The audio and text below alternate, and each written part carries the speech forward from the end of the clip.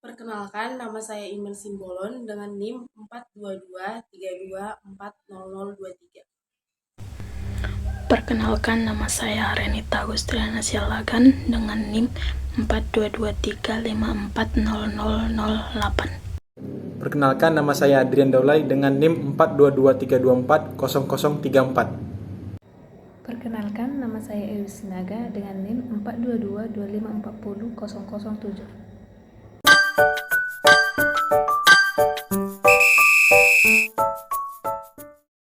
Mekanika Lagrangian adalah salah satu pendekatan dalam mekanika klasik untuk mempelajari gerak benda. Pendekatan ini dikembangkan oleh Joseph Louis Lagrange, seorang matematikawan dan fisikawan Prancis pada abad ke-18. Konsep dasar dalam mekanika Lagrangian adalah satu prinsip Hamilton atau prinsip aksi stasioner. Prinsip utama di balik mekanika Lagrangian adalah prinsip aksi stasioner. Prinsip ini menyatakan bahwa lintasan yang ditempuh oleh sistem fisik antara dua titik dalam ruang konfigurasi adalah lintasan yang membuat aksi menjadi stasioner, biasanya minimum. Yang kedua adalah Lagrangian L. Lagrangian didefinisikan sebagai selisih antara energi kinetik atau T dan energi potensial F dari sistem L sama dengan T kurang F.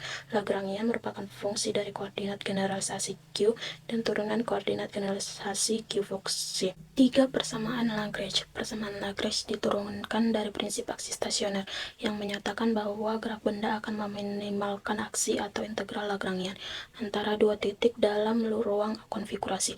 Persamaan Lagrange dinyatakan sebagai d per dt buka kurung do L per do Q plus I kurang do L per do QI sama dengan QI, di mana QI adalah gaya generalisasi yang bekerja pada sistem. Secara umum, mekanika Lagrangian menyediakan kerangka kerja yang lebih sistematis dan efisien untuk mempelajari dinamika sistem mekanik, terutama untuk sistem dengan banyak derajat kebebasan. Fungsi Lagrangian yang didefinisikan sebagai selisih antara energi kinetik dan energi potensial dari sistem memanfaatkan konsep energi yang lebih intuitif dan komprehensif. Metode ini memungkinkan kita untuk memilih variabel yang paling sesuai sehingga mengurangi kompleksitas perhitungan. Nah, maka dari itu, untuk merumuskan fungsi Lagrangian untuk pesawat Edward, kita bisa menggambarkan skema pesawat Edward yang terdiri dari dua massa, yaitu M1 dan M2, yang terhubung oleh tali melalui katron.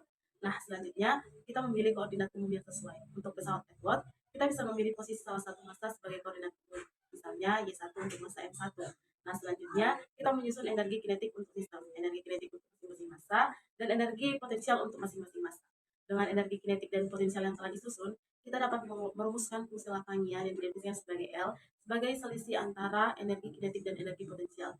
Maka kita dapat menggunakan rumus L sama dengan T dikurang V. T sama dengan T untuk energi kinetik dan V untuk energi potensial. Baik, di sini ada contoh soal di mana pada suatu mesin Atwood yang memiliki dua beban, di mana beban pertama memiliki massa M1 sama dengan 10 kg dan beban kedua memiliki massa M2 sama dengan 7 kg. Terjadi percepatan. Nah, hitunglah percepatan tersebut dengan menerapkan mekanika Lagrangian, di mana katron tidak bermassa dan percepatan gravitasi sama dengan 9,8 meter per sekon kuadrat. Bisa dilihat di sini ada gambarnya ya.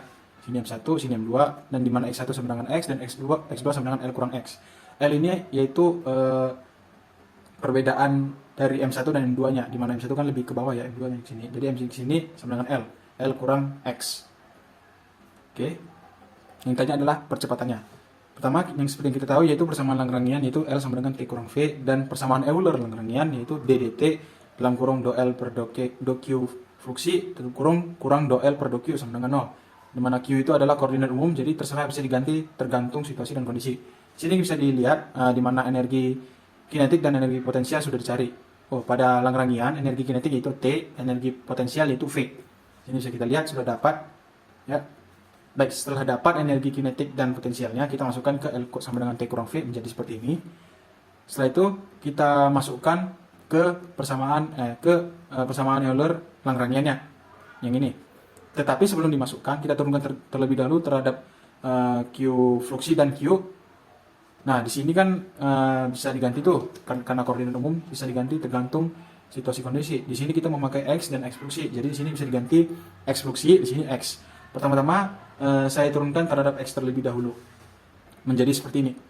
Selanjutnya akan saya turunkan terhadap X fluksi menjadi seperti ini. Perlu diingat sesuatu yang ada fluksinya atau titik di atas itu biasanya diturunkan terhadap waktu. Jadi X fluksi ini bisa dibilang dx per dt. dx per dt itu adalah V, maka X fluksi sama dengan V. Seperti itu.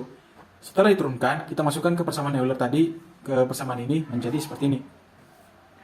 Nah, seperti yang saya bilang tadi, jika diturunkan terhadap T, pasti ada fluksinya.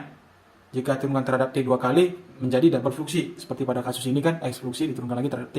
Jadi, M1 tambah M2 jadi X double fluksi. Dikurang M1 kurang M2G, di mana ini tadi diturunkan terhadap X biasa ya. Sini kita bisa tambahkan pada masing-masing ruas M1 M2 kurang M2 kali G, maka jadi seperti ini. Setelah ditambahkan masing-masing ruas, selanjutnya masing-masing ruas dibagi oleh M1 tambah M2. Nah, masing-masing ruas dibagi oleh M1 tambah M2 menjadi seperti ini. Ini habis, ini menjadi dibagi M1 tambah M2. Nah, dapatlah persamaannya X double fluksi sama dengan dalam kurung M1 kurang M2 tutup kurung per buka kurung M1 tambah M2 tutup kurung dikali G. Di mana X double fluksi itu sama dengan percepatan. X double fluksi kan artinya diturunkan 2 kali terhadap waktu. Jadi posisi yang diturunkan 2 kali terhadap waktu. D2X per dt kuadrat itu sama dengan percepatan. Di sini kita sudah mendapatkan rumus dari percepatan. Nah, dari soal tadi kita disuruh mencari percepatan di mana massa 1 sama dengan 10 kg dan massa 2 sama dengan 7 kg. Kita tinggal substitusi nilainya. Di sini percepatan gravitasi sama dengan 9,8 meter per sekon kuadrat ya. Jadi kita tinggal substitusi nilainya ke dalam rumus percepatan yang didapat dari mekanika Lagrangian tadi. Ini bisa dilihat sini ya, substitusi A sama dengan ini M1 kurang M2 per M1 tambah M2G. Jadi A sama dengan 10 kurang 7, di mana M1 ini kan 10 kg dan M2 sama dengan 7 kg. 10 kurang 7 per 10 tambah 7 dikali 9,8, dapat di sini 3 per 17 kali 9,8, dan dapat hasilnya A sama dengan 1,729 meter per sekon kuadrat. Di sini saya akan membahas tentang keuntungan dan keterbatasan dari mekanika Lagrangian. Keuntungan mekanika Lagrangian yang pertama adalah generalitas dan fleksibilitas.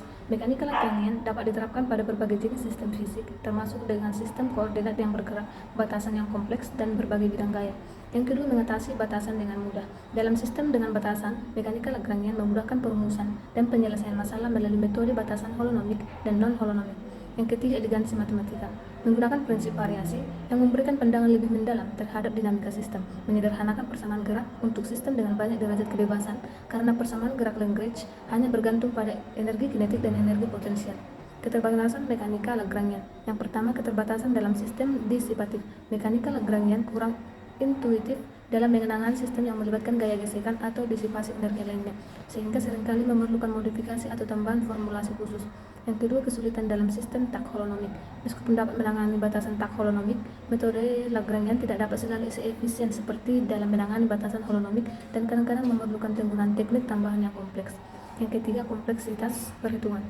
Untuk sistem dengan banyak derajat kebebasan atau dengan bentuk energi yang rumit, penyusunan dan penyelesaian persamaan Lagrange bisa menjadi sangat kompleks.